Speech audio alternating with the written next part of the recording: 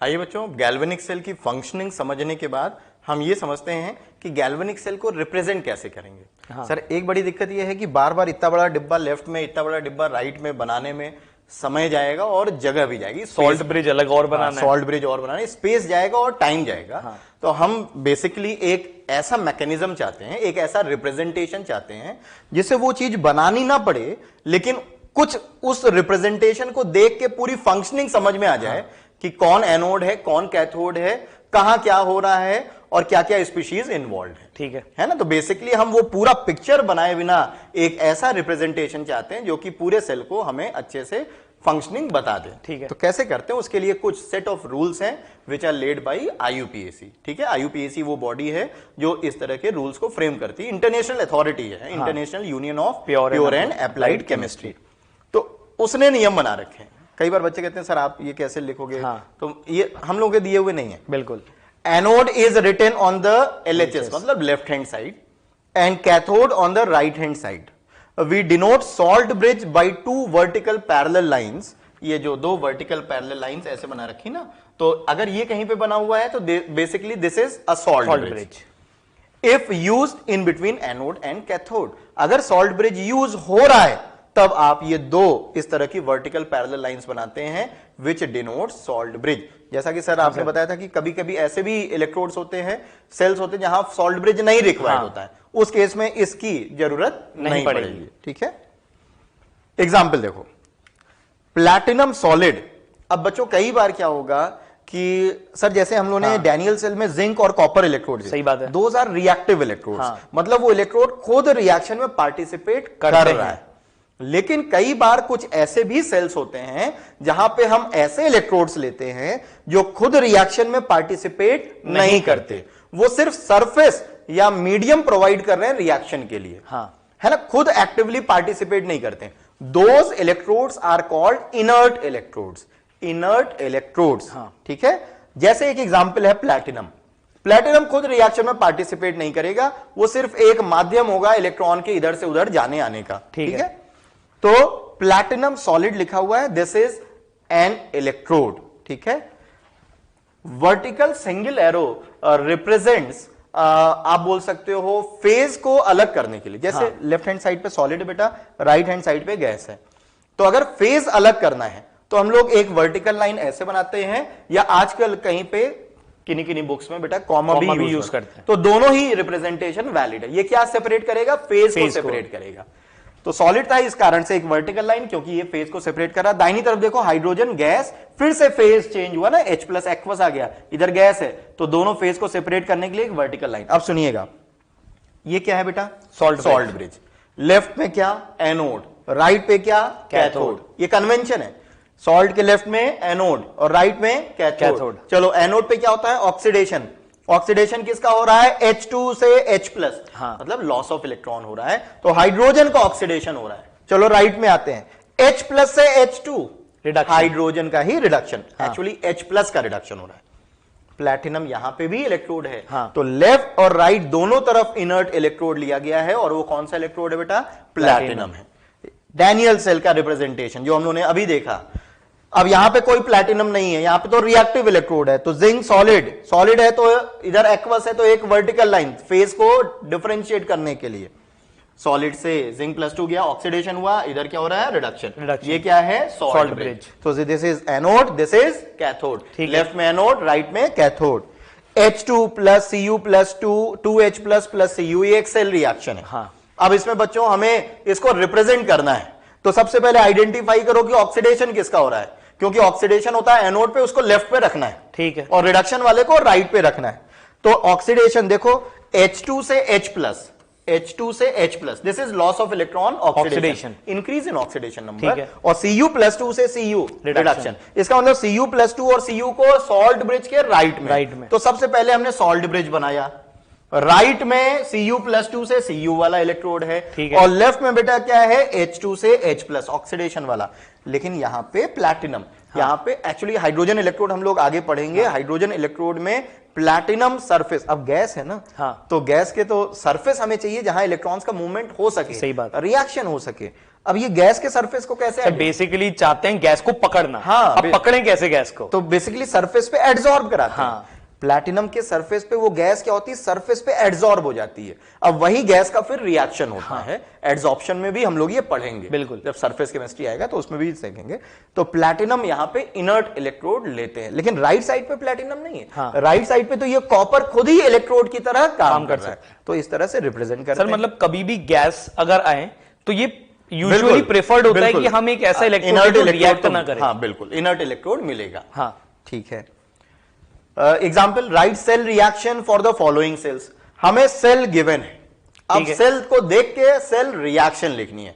Left पे क्या होता है बेटा, ऑक्सीडेशन।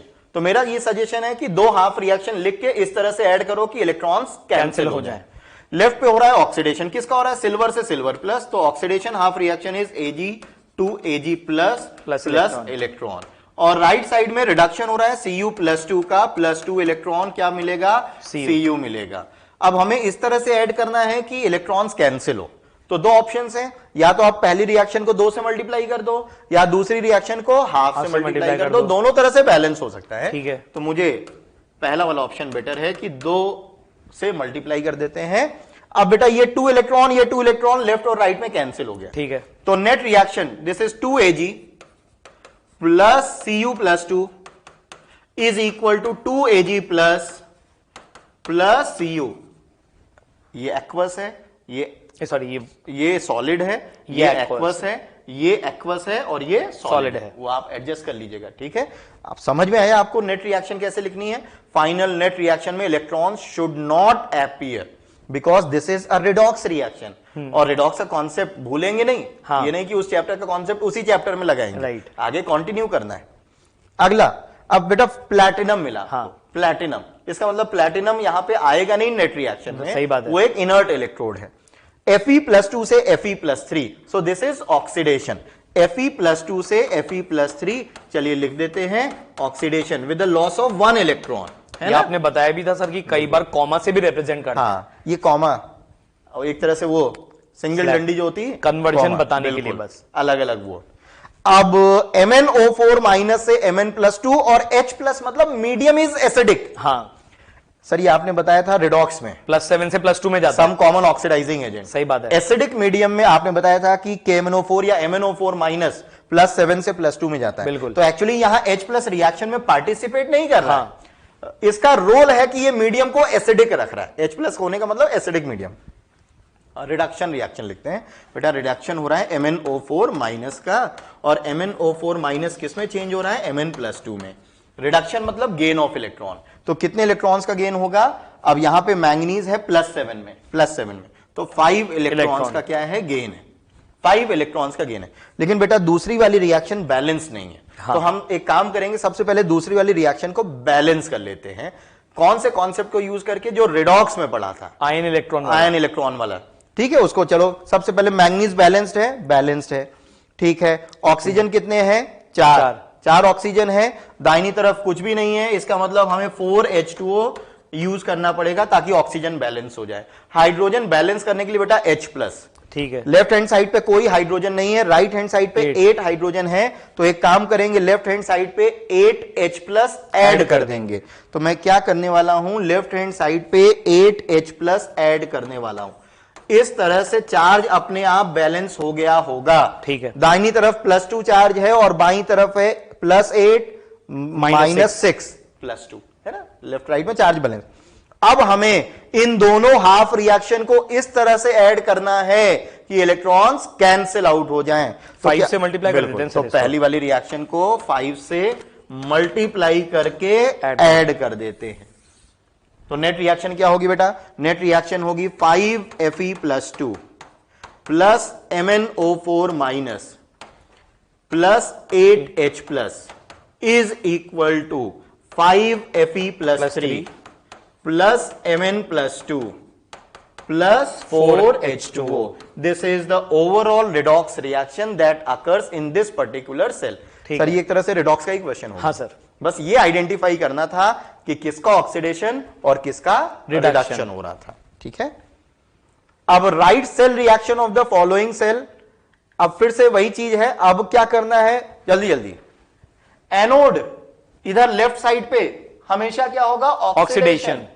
अब सुनिएगा, अब कई बार बच्चों को लगता है कि Cl2 से Cl माइनस रिडक्शन है, ये रिप्रेजेंट, ये लिखा गया है, पर होगा लेफ्ट पे ऑक्सीडेशन ही। Cl2 से Cl माइनस आओगे तो ये रिडक्शन होगा, हमें कराना है ऑक्सीडेशन, इसका मतलब हमें कराना है Cl माइनस से Cl2 प्लस इलेक्ट्रॉन। बैलेंस करने के लिए बेटा यहां पे हाफ कर लो, ठीक है ना, ताकि क्लोरीन बैलेंस रहे। So this is the reaction which occurs at anode and notice the electrode. Gas है ना, क्लोरीन गैस होती है, तो गैस के सरफेस पे तो होगा नहीं, तो उसके लिए एक सरफेस चाहिए जो उसको एब्जॉर्ब करे, वहां पे रिएक्शन हो, तो प्लैटिनम। राइट साइड पे बहुत सिंपल है, Ag plus plus electron is equal to Ag solid. Reaction में इलेक्ट्रॉन कैंसिल हो रहे हैं, ऐड कर दीजिए, तो सिल्वर नेट रिएक्शन होगी Cl minus plus Ag plus is equal to half Cl2 plus Ag। आप क्या कर सकते हैं, इसको 2 से मल्टीप्लाई भी कर सकते हैं, 2 से मल्टीप्लाई करके भी रिजल्ट लिखते हो, सेम आएगा। ठीक है। अगली H2 से H प्लस और Cd प्लस 2 से Cd, लेफ्ट हैंड साइड पे क्या होगा? ऑक्सीडेशन। तो ऑक्सीडेशन किसका हो रहा है? H2 का, इनर्ट इलेक्ट्रोड H2 से H प्लस प्लस इलेक्ट्रॉन। अब सर हाइड्रोजन हाफ या 2, कुछ भी हाफ कर लेते हैं, चलो। अगर बेटा यहां 2 करोगे तो यहां 2 इलेक्ट्रॉन लिखना, ठीक है। तो ये हो गया oxidation half reaction. Reduction half reaction, Cd plus 2 electron is equal to Cd solid. अब एक काम करते हैं, ऊपर वाली रिएक्शन को 2 से ही मल्टीप्लाई कर देते हैं, ठीक है, ताकि इलेक्ट्रॉन कैंसिल हो जाए। तो मैं ऊपर वाली रिएक्शन को 2 से मल्टीप्लाई कर रहा हूं, तो ये होगा, ये तो हो जाएगा H2 is equal to 2H plus 2 electron, 2 electron cancel, net reaction hydrogen plus Cd plus 2, Cd plus 2 is equal to 2H plus plus cadmium solid, है ना। तो ये रिएक्शन हो जाएगी net reaction. This is the reaction, overall reaction. Write cell representation of the following cell. अब क्या हुआ? उल्टा हो गया, उल्टा पूछ लिया। पहले सेल दिया था, रिएक्शन पूछी थी, अब रिएक्शन दे दिया और सेल पूछा है कि सेल आप लिखोगे कैसे। ठीक है, लिखते हैं। पहला है कैडमियम। सबसे पहले आइडेंटिफाई करो किसका ऑक्सीडेशन किसका रिडक्शन, क्योंकि ऑक्सीडेशन वाले को सॉल्ट ब्रिज के लेफ्ट में और रिडक्शन वाले को सॉल्ट ब्रिज के राइट में लिखना है। ठीक है, ऑक्सीडेशन हो रहा है जिंक से जिंक प्लस 2, मतलब जिंक वाले का ऑक्सीडेशन हो रहा है। तो मैंने बनाया सबसे पहले salt bridge, 2 vertical parallel lines. Left side पे हमें कराना है ऑक्सीडेशन, तो हम क्या करेंगे, जिंक सॉलिड, एक वर्टिकल लाइन, ताकि वो फेज को सेपरेट कर सके, और क्या कराएंगे, जिंक प्लस 2 एक्वस। ठीक है, राइट में क्या हो रहा है, रिडक्शन। रिडक्शन किसका, Cd प्लस 2 एक्वस, फिर से एक वर्टिकल लाइन, Cd सॉलिड। ठीक है ना, ये हो गया। नेक्स्ट 2Ag प्लस से Ag, so this is reduction, silver का रिडक्शन हुआ। हाइड्रोजन का ऑक्सीडेशन हुआ। अब बच्चों हाइड्रोजन के लिए, हाइड्रोजन गैस है, तो उसके लिए हम एक इनर्ट इलेक्ट्रोड यूज करते हैं, प्लैटिनम। तो सबसे पहले ऑक्सीडेशन हाफ, ये तो मैंने बनाया सॉल्ट ब्रिज। अब इसके लेफ्ट में लिखना है ऑक्सीडेशन, राइट में लिखना है रिडक्शन। चलिए लेफ्ट में क्या है, हाइड्रोजन का ऑक्सीडेशन हो रहा है, तो सबसे पहले बेटा प्लैटिनम लिखेंगे। ठीक है, प्लैटिनम सॉलिड होता है, फिर एक वर्टिकल। अब क्या करना है, हाइड्रोजन गैस, फिर से एक vertical line, H plus aqueous. ठीक, ये हो गया एनोड। कैथोड Ag प्लस 2 मत लिख देना, क्योंकि 2 तो बैलेंस, आप यहां बैलेंस इक्वेशन नहीं लिखते, सही बात, ये सिर्फ क्वालिटेटिव रिप्रेजेंटेशन। ठीक है, तो आपको लिखना है बेटा Ag प्लस एक्वस से Ag सॉलिड। ठीक है, तो ये रिप्रेजेंटेशन हो गया।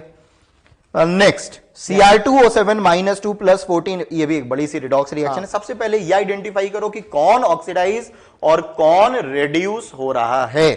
क्रोमियम ऑक्सीडाइज हो रहा है सर, बिल्कुल, प्लस 2 से प्लस 3, इसका मतलब आयरन का तो ऑक्सीडेशन हो रहा है, ये ऑक्सीडेशन हो रहा है, और क्रोमियम प्लस 6 से प्लस 3 आ रहा है, रिडक्शन, इसका मतलब क्रोमियम इधर रिडक्शन हो रहा है। तो सबसे पहले सॉल्ट ब्रिज बनाते हैं। लेफ्ट में क्या लिखना है, लेफ्ट में ऑक्सीडेशन। अच्छा, Fe प्लस 2 भी एक्वस, Fe प्लस 3 भी एक्वस। ठीक है, अब यहां पे हमें एक इनर्ट इलेक्ट्रोड की जरूरत पड़ती है। ठीक है, वो इनर्ट इलेक्ट्रोड हमारा प्लैटिनम हो गया, प्लैटिनम सॉलिड। फिर हमारा जो रिएक्शन है that is Fe plus 2 aqueous, comma, है ना, क्यों, क्योंकि फेज चेंज कर रहे हैं हम लोग, रिएक्शन को रिप्रेजेंट कर रहे हैं, और Fe प्लस 3 एक्वस। बढ़िया, ये रिएक्शन हो गई oxidation half reaction, platinum is inert electrode. कई बार गोल्ड भी इलेक्ट्रोड लेते हैं इस पर्टिकुलर रिएक्शन में, हम लोग बाद में ये डिस्कस करेंगे। बच्चों बाद में हमें अलग अलग तरह के हाफ सेल्स पढ़ने हैं, तो उसमें ये देखेंगे कि कहां पे कौन से इलेक्ट्रोड यूज करते हैं। अभी के लिए आप मेरी ये बात मान लो कि इसमें एक इनर्ट इलेक्ट्रोड का इस्तेमाल करते हैं। ठीक है। राइट साइड पे हो रहा है रिडक्शन, हमें रिडक्शन लिखना है, लेकिन बहुत सारी चीजें बेटा। देखो एक तो ये लिखना है H प्लस का भी महत्व है। जैसे आपको अभी पीछे मैंने रिएक्शन बताया MnO4 माइनस में एसिडिक मीडियम था, एसिडिक मीडियम था, तो H प्लस का मतलब है कि एसिडिक मीडियम है, तो H प्लस को भी कहीं ना कहीं हमें एसिमिलेट करना है। ठीक है। और ये Cr+3 में हो रहा है, तो सबसे पहले अब हमें लिखना है रिडक्शन हाफ रिएक्शन। तो रिडक्शन हाफ रिएक्शन में लिखेंगे Cr2O7-2। ये एक्वस है बेटा, एक्वस। ठीक है, comma Cr+3 aqueous, comma H plus aqueous, platinum solid. ठीक है, ये भी एक्वस था, ये एक्वस है। हाँ, ए फॉर एप्पल ना बच्चे समझ, ये एक्वस है, ये भी एक्वस है बेटा। तो यहां पे भी सॉलिड तो है नहीं, तो कोई ना कोई सरफेस चाहिए जहां पे रिएक्शन हो पाए, जहां से इलेक्ट्रॉन्स का ट्रांसफर हो पाए। तो यहां पे भी प्लैटिनम सॉलिड एक इनर्ट इलेक्ट्रोड की तरह काम करता है। बच्चों H प्लस को आप इधर भी लिख सकते हो, Cr+3 के इधर भी लिख सकते हो, कहीं पे भी H प्लस लिख सकते हो। बेसिकली H प्लस आपको ये बता रहा है कि मीडियम इज एसिडिक, और बाकी जो क्वालिटेटिव रिएक्शन है वो तो ये है। पहले आप Cr2O7-2 लिखना, H प्लस आप इसके बीच में भी लिख सकते हो, बाद में भी लिख सकते हो, वो कोई मैटर नहीं है, लेकिन पहले डाइक्रोमेट, क्योंकि इसका रिडक्शन हो रहा है, ये रिड्यूस हुआ Cr+3 में। सही बात। तो ये चीज पहले लिखिएगा, Cr+3 बाद में लिखिएगा, ये जरूरी है आपको समझना। अब इलेक्ट्रोड पोटेंशियल पढ़ चुके हैं। हाँ, ये ऑलरेडी बात कर चुके हैं कि जब आप डिप करते हो तो एक junction potential double layer create होती है, डबल लेयर के कारण एक पोटेंशियल डेवलप होता है, that potential is called electrode potential. अब एनोड है तो वो ऑक्सीडेशन पोटेंशियल हो जाता है, और कैथोड है तो वो रिडक्शन पोटेंशियल हो जाता है। तो ये सारी चीजें बेटा वही लिखी हुई है, मैं इसको मैं स्किप कर रहा हूं। एनोड पे ऑक्सीडेशन वाला पोटेंशियल और कैथोड पे रिडक्शन वाला पोटेंशियल, ये हम लोग पहले ही बात कर चुके हैं। The value of electrode potential, अब ये चीज इंपॉर्टेंट है कि वो जो E है, E सेल, E पोटेंशियल, जो EMF डेवलप हुआ, या जो potential junction potential double layer के कारण डेवलप हुआ, वो किन किन फैक्टर्स पे डिपेंड करेगा। नेचर ऑफ इलेक्ट्रोड जरूरी है ना। नेचर ऑफ इलेक्ट्रोड का मतलब कितना इजीली इलेक्ट्रोड अपने आयंस को लूज कर रहा है या गेन कर रहा है, ये चीज आपको देखनी पड़ती है नेचर ऑफ इलेक्ट्रोड में। Concentration of solution and temperature, temperature is also important. ठीक है, अब इलेक्ट्रोड पोटेंशियल दो प्रकार के हो सकते हैं सर, ये तो डिस्कस ही किया था। एक ऑक्सीडेशन पोटेंशियल और दूसरा है रिडक्शन पोटेंशियल। ऑक्सीडेशन पोटेंशियल को E0 ऑक्सीडेशन, नॉट लगाते हैं स्टैंडर्ड स्टेट के लिए। आगे वाले स्लाइड में हम लोग देखेंगे स्टैंडर्ड स्टेट क्या है। स्टैंडर्ड स्टेट क्या है वो यहां पे भी लिखा हुआ है सर वैसे। अच्छा, लिखा हुआ, बढ़िया। हाँ, स्टैंडर्ड स्टेट अभी देखते हैं। या सिर्फ E ऑक्स नहीं, बेल ना समझ ले लो, ऑक्स मतलब बेल। हाँ, तो बेल मत समझिए, ऑक्सीडेशन है ना, ऑक्सीडेशन। ऊपर नॉट लगा है तो स्टैंडर्ड स्टेट। स्टैंडर्ड स्टेट का मतलब है pressure 1 bar and temperature is specified, and if temperature is not specified then it is conventionally assumed to be 298 Kelvin, that is 25 degree Celsius. Pressure को 1 बार, पहले 1 atm भी लेते हैं। अगर कहीं 1 atm भी लिखा हो तो फिर लड़ाई दंगा नहीं करना है, समझना है कि हाँ वो स्टैंडर्ड स्टेट ही है। बिल्कुल। टेम्परेचर स्पेसिफाइड होता है, स्पेसिफाइड ना हो तो कितना लेना है, 25 डिग्री सेल्सियस या 298 kelvin. So that is standard state. अगर स्टैंडर्ड स्टेट में मेजरमेंट कर रहे हैं तो ऊपर छोटा सा नॉट, 0 थोड़ा सा, ये स्टैंडर्ड स्टेट। तो ऑक्सीडेशन पोटेंशियल ये हो गया, रिडक्शन पोटेंशियल ये हो गया। E0 is standard electrode potential and E is बिना स्टैंडर्ड, बिना स्टैंडर्ड मतलब नॉन स्टैंडर्ड, नॉन स्टैंडर्ड ना समझ लेना। E is normal electrode potential measured eight conditions other than this, है ना। तो इफ नथिंग इज मेंशन, ये हम लोगों ने अभी बेटा पढ़ा, if nothing is mention then conventionally electrode potential is taken to be reduction potential. ये चीज जरूरी है सर। कई बार क्या होता है, जैसे बोल दिया कि लिथियम का इलेक्ट्रोड पोटेंशियल ये है, तो अब बच्चों को ये समझना होगा कि लिथियम का इलेक्ट्रोड पोटेंशियल बोला है, ऑक्सीडेशन नहीं बताया, रिडक्शन नहीं बताया। सही बात। तो जब भी सिर्फ इलेक्ट्रोड पोटेंशियल बना हो, लिखा हो या मेंशन हो, तो आप ये समझिएगा कि वो कन्वेंशनली रिडक्शन है। तो this is by default. Electrode potential mentioned हो, बिना ऑक्सीडेशन रिडक्शन नाम लिखे या बिना रिएक्शन लिखे, तो आप समझ जाइएगा कि ये और कुछ नहीं बल्कि क्या है, reduction potential. Standard electrode potential की अभी बात की हम लोगों ने, वो if the concentration of ions is unity, this is also important. हाँ, जो गैसेस इन्वॉल्व है उनका प्रेशर तो 1 बार होना चाहिए, 1 atm होना चाहिए। टेम्परेचर अगर मेंशन नहीं तो 25 ले लेंगे, लेकिन जो सॉल्यूशन में चीजें हैं हाँ, उनकी मोलैरिटी कितनी होनी चाहिए, 1 मोलैरिटी, मतलब कैपिटल M कितनी होनी चाहिए, 1। So that is standard state. तो वही चीज लिखा हुआ है, pressure is 1 bar, the potential of the electrode is called standard electrode potential, the given value of electrode potential is regarded as reduction potential unless, वो दोबारा चीज रिपीट हुई। तो this is the same thing. Electromotive force of cell, अभी तक हम लोग 2 half cell की बात कर रहे थे, एक ऑक्सीडेशन और एक रिडक्शन। तो एक ऑक्सीडेशन पोटेंशियल हो गया, एक रिडक्शन। हाँ। पर सेल तो पूरे को बना के मिला के बनेगा, सही बात, दोनों हाफ सेल्स को मिला के बनेगा। इसका मतलब दोनों पोटेंशियल्स को हमें कंबाइन करना पड़ेगा, हाँ, तब जाके हमें पूरे सेल का पोटेंशियल मिलेगा। सही बात है। तो दोनों पोटेंशियल को कंबाइन करना है। अब ऑक्सीडेशन होता है एनोड पे, तो हाँ, एनोड का तो ऑक्सीडेशन पोटेंशियल लिख लेना, और कैथोड पे होता है रिडक्शन, तो रिडक्शन पोटेंशियल कैथोड का। इसका मतलब हमें एनोड का ऑक्सीडेशन और कैथोड का रिडक्शन पोटेंशियल जोड़ना है, हाँ, जिसको आप इस तरह से लिख सकते हो। सबसे नीचे वाला देखो बेटा, हमने क्या बोला, एनोड पे होता ऑक्सीडेशन तो उसको, और कैथोड पे होता रिडक्शन, उसको जोड़ दो, हाँ, उसको आप ऐसे भी लिख सकते हो। रिडक्शन कहां पे होता है, कैथोड। अच्छा, ऑक्सीडेशन है एनोड पे, तो ऑक्सीडेशन का अगर रिवर्स कर दे, इस चीज को आप ऐसे समझो बेटा, ये चीज इंपॉर्टेंट है। जैसे सपोज आपको अगर कहीं पे, सिर्फ मैं एक एग्जांपल ले रहा हूं, सपोज ये दिया हुआ है जिंक से जिंक +2, सपोज इसकी वैल्यू x, कोई 0.5 ले लीजिए सर कोई नंबर लेना सही नहीं रहेगा, चलिए x ले लेते हैं, ठीक है। ये क्या है, जिंक से जिंक +2 क्या है बेटा, ऑक्सीडेशन पोटेंशियल, ठीक है। लेकिन अगर इसी को मैं ऐसे लिख दूं, अब ये क्या है, रिडक्शन पोटेंशियल, जिंक +2 से जिंक, इसकी वैल्यू होगी -x वोल्ट। मतलब जो चीज पहले एनोड के लिए ऑक्सीडेशन थी, अगर उसी को आप रिडक्शन पोटेंशियल लिखोगे तो साइन क्या हो जाएगा, पलट जाएगा। ये था ऑक्सीडेशन, ये है रिडक्शन, साइन क्या हो गया बेटा, पलट गया। बेसिकली सर रिएक्शन रिवर्स हुई है तो पोलैरिटी भी चेंज हुई है। बिल्कुल बिल्कुल। तो बेटर है कि आप ये याद करो, इससे ज्यादा, हाँ, E naught cathode, E cathode -E anode, हाँ, और E है रिडक्शन दोनों का, E कैथोड -E एनोड, और E क्या है, रिडक्शन, हाँ, दोनों का। इस चीज को ऐसे ध्यान रखो। तो ये फॉर्मूले इंपॉर्टेंट है, ठीक है, इसको अच्छे से आपको याद रखना है। चलिए बच्चों, नेक्स्ट सेगमेंट देखते हैं, ईएमएफ और गिब्स एनर्जी में क्या कोई रिलेशन हम एस्टैब्लिश कर सकते हैं क्या। गिब्स एनर्जी हमने थर्मोडायनेमिक्स में पढ़ा था कि वो नॉन पीवी वर्क से रिलेट होती थी, बिल्कुल, और जो ईएमएफ है या कहा जाए जो इलेक्ट्रिकल वर्क है, ये नॉन पीवी वर्क ही है, हाँ, तो कहीं ना कहीं कोई ना कोई रिलेशन जरूर डेवलप होगा इनके बीच में, उसी के बारे में बात करते हैं। तो इलेक्ट्रिकल वर्क जो हम डिफाइन करते हैं, जो बेसिकली आप इलेक्ट्रिसिटी या आपने करंट इलेक्ट्रिसिटी में भी पढ़ा होगा, वो होता है चार्ज इनटू पोटेंशियल डिफरेंस। जो आप इलेक्ट्रिसिटी का जो वर्क जो भी आप डेवलप करते हैं वो है। अब क्योंकि यहां पर एक सेल रिएक्शन हो रही है, तो वहां पे कई मोल्स ऑफ सब्सटेंसेस इन्वॉल्व हैं। अब एक एक इलेक्ट्रॉन का बैठ के हम लोग वर्क तो कैलकुलेट करेंगे नहीं। जब भी हम बात करेंगे, हम हमेशा 1 मोल इलेक्ट्रॉन से रिलेटेड बात करेंगे या 1 मोल सब्सटेंस से रिलेटेड बात करेंगे। तो 1 मोल इलेक्ट्रॉन का जो टोटल चार्ज आता है, एक इलेक्ट्रॉन का चार्ज है -1.6 इंटू 10⁻⁻19 कूलम। तो 1 मोल इलेक्ट्रॉन का क्या होगा, 1 मोल पार्टिकल से मल्टीप्लाई कर दीजिए इसको।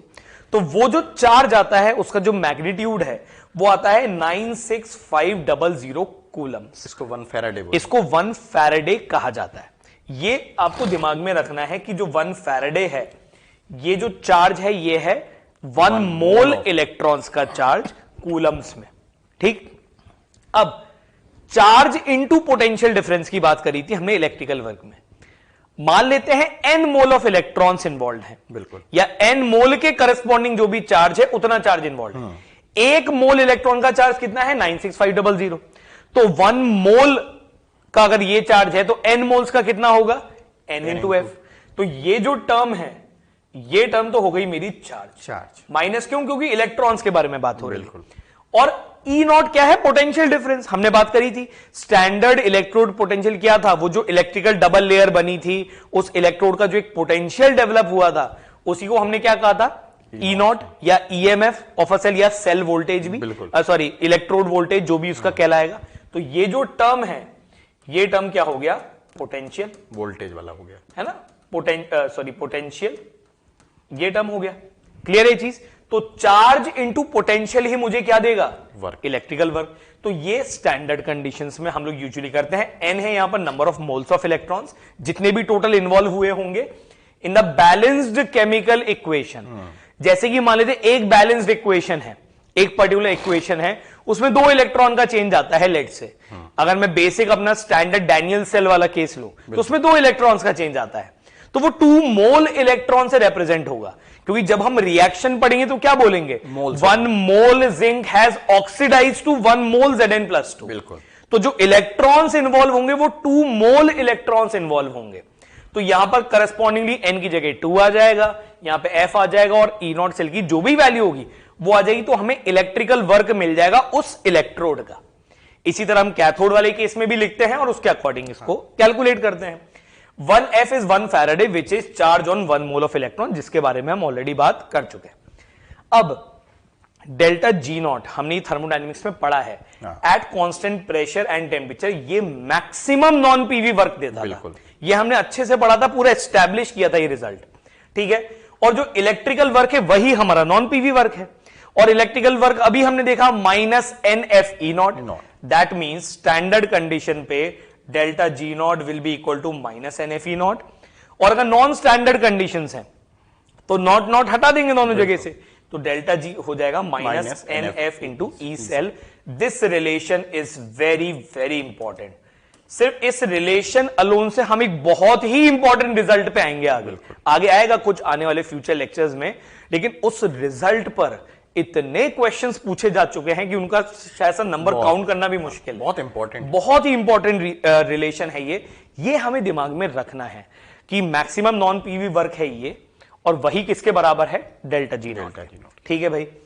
अब स्टैंडर्ड हाइड्रोजन इलेक्ट्रोड, अब ये टर्म इंपॉर्टेंट है समझने के पॉइंट ऑफ व्यू से, कैलकुलेशन पॉइंट ऑफ व्यू में इसमें कुछ भी नहीं है, लेकिन कहा जाए स्टैंडर्ड हाइड्रोजन इलेक्ट्रोड क्यों एग्जिस्टेंस में है वो जरूरी था। सर जैसा मैं समझता हूं, जो मेरी अंडरस्टैंडिंग है, हम हमेशा टर्म यूज करते हैं पोटेंशियल डिफरेंस, यानी आप एक्चुअल में एक सिंगल इलेक्ट्रोड का एक्चुअल पोटेंशियल कभी कैलकुलेट नहीं कर सकते। एब्सोल्यूट पोटेंशियल तो नहीं है। हाँ, ये सर शायद एंथैल्पी से कोरिलेट हो रहा है। बिल्कुल। जैसे absolute enthalpy, absolute potential energy, absolute internal energy, ये कभी कैलकुलेट नहीं हो सकते। ये हमेशा ही डिफरेंस में कैलकुलेट होते हैं, फाइनल माइनस इनिशियल, या आगे वाला माइनस पीछे वाला, कुछ इस तरीके से। इसी तरह जो इलेक्ट्रोड पोटेंशियल है वो भी एग्जैक्ट कैलकुलेट नहीं हो सकता। तो मुझे कोई एक रेफरेंस चाहिए। एक इलेक्ट्रोड को अगर मैं रेफरेंस बना दूं तो उसके रिस्पेक्ट में मैं सबको कैलकुलेट कर सकता हूं। जैसे सर इलेक्ट्रोनेगेटिविटी में फ्लोरीन, उसके रिस्पेक्ट में आपने सभी की निकाली। इसी तरह हमने यहां पर इलेक्ट्रोड पोटेंशियल्स कैलकुलेट करने के लिए एक रेफरेंस इलेक्ट्रोड बनाया, उसे नाम दिया स्टैंडर्ड हाइड्रोजन इलेक्ट्रोड। ठीक है, अब देखते हैं क्या है। It consist of a platinum electrode. यार देखो हाइड्रोजन है, गैस में होगा, गैस होगा तो क्या लेना पड़ेगा? इनर्ट इलेक्ट्रोड लेना पड़ेगा। तो it consist of a platinum electrode over which H2 gas, standard है ना, प्रेशर 1 बार प्रेशर ही होना चाहिए, is bubbled and the electrode is immersed in a solution that is 1m। ये सर ने बताया था अभी कि कॉन्सेंट्रेशन 1m होना चाहिए स्टैंडर्ड कंडीशन के लिए इन H+, यानी एसिडिक सोल्यूशन होना चाहिए एट एनी स्पेसिफाइड टेम्परेचर। और अगर वो भी स्पेसिफाइड नहीं है तो बाय डिफॉल्ट 25। ठीक है, रिएक्शन तो हमें पता ही है क्या होनी है। ये जो H+ है जिसका कॉन्सेंट्रेशन 1m है, ये 2 इलेक्ट्रॉन एक्सेप्ट करेगा और करस्पॉन्डिंगली H2 गैस बन जाएगा। The potential of this electrode, now this line is very very important, the potential of this electrode at all temperatures is taken as 0। ये हमने कन्वेंशन माना है, ये अज्यूम किया है। रियल में शायद ना भी आता हो, बिल्कुल, लेकिन हमने इसको 0 रख दिया नाम। अब अगर मैंने इसको नाम 0 रख दिया तो इसके रिस्पेक्ट में जब भी मैं किसी का निकालूंगा, लेट्स से सर मान लेते हैं मैं जिंक वाले का निकालता हूं, बिल्कुल, या जिंक का कोई इलेक्ट्रोड है, तो आप क्या लिखोगे? अभी सर ने बताया था ई कैथोड माइनस ई एनोड, रिडक्शन वाला, इसका तो मैंने 0 मान लिया। तो जब जिंक और इस हाइड्रोजन इलेक्ट्रोड को एक साथ क्लब करके मैं एक सेल बनाऊंगा, तो मैं क्या लिखूंगा, इसका ई नॉट माइनस 0, बिल्कुल, और इसका ई नॉट माइनस 0 मतलब इसी का ही ई नॉट हो गया ना वो। तो एक्चुअल में मैंने इसके रेफरेंस में सबकी वैल्यूज निकाल दी और उनको ही उनकी एब्सोल्यूट वैल्यू का नाम दे दिया। बिल्कुल, वो काम कर रहे हैं और कुछ काम नहीं कर रहे। ऐसा ही कुछ हम लोगों ने थर्ड लॉ ऑफ थर्मोडायनेमिक्स में बिल्कुल एंट्रोपी के लिए 0 केल्विन पे 0 लिया था। यस, देखो कितना इंपॉर्टेंट लिंक बताया सर ने। आपने 0 केल्विन पे 0 ले ली थी एंट्रोपी, बिल्कुल, और फिर आपने एब्सोल्यूट एंट्रोपी निकाल ली थी सबकी, ये कह के कि 0 पे तो 0 है। हाँ, 0 पे 0 है। आपने एक्चुअल में डिफरेंस ही निकाला। हाँ, हमने भी पोटेंशियल डिफरेंस ही निकाला। ये हमारी प्रॉब्लम थोड़ी है 0 हो गया तो। अब वो 0 हो गया, ये तो अच्छी बात है, तो उससे एब्सोल्यूट वैल्यूज आ गई हैं। तो इसलिए हम इसको यूज करते हैं। आईयूपीएसी कन्वेंशन है, चाहे आप इसका रिडक्शन पोटेंशियल लिखिए, चाहे आप इसका ऑक्सीडेशन पोटेंशियल लिखिए, उसको हमें 0 ही मानना है। हाँ, वो तो माइनस एक 0 है तो दूसरा माइनस 0 होगा, ऑब्वियस ही बात है, वो 0 ही कहलाएगा। अब देखो क्या है कैलकुलेशन। एनोड पर क्या हो रहा है, ऑक्सीडेशन। ऑक्सीडेशन पोटेंशियल ओपी के फॉर्म में लिखेंगे, ई नॉट क्या होगा, 0। ध्यान रहे ई नॉट 0 है, ई 0 नहीं है। बिल्कुल, स्टैंडर्ड हाइड्रोजन इलेक्ट्रोड का पोटेंशियल 0 है। किसी भी रैंडम प्रेशर, रैंडम टेम्परेचर पे 0 मत कर देना उसको। मोलैरिटी पे भी 0 नहीं। बिल्कुल, यहां पे मिस्टेक कर जाते हैं सर कई बार, बच्चे मिस्टेक करते हैं, इसको 0 अक्सर लिख देंगे। तो ये पार्ट आप अलग से दिमाग में रखें, क्योंकि देखो ये तो याद हो ही जाता है, इसे अलग से दिमाग में रखना है कि किसी भी रैंडम कंसंट्रेशन, प्रेशर या टेम्परेचर पे 0 नहीं है ये। बिल्कुल, इसी तरह रिडक्शन पे भी 2H प्लस से H2 में कन्वर्जन हुआ, इसको रिडक्शन पोटेंशियल बोला। ई नॉट तो 0 है, लेकिन H प्लस से H2 0 नहीं है। किसी भी रैंडम कंडीशन पर 0 नहीं होगा। अब ये उसका एक कहा जाए डायग्राम हो गया स्टैंडर्ड हाइड्रोजन इलेक्ट्रोड।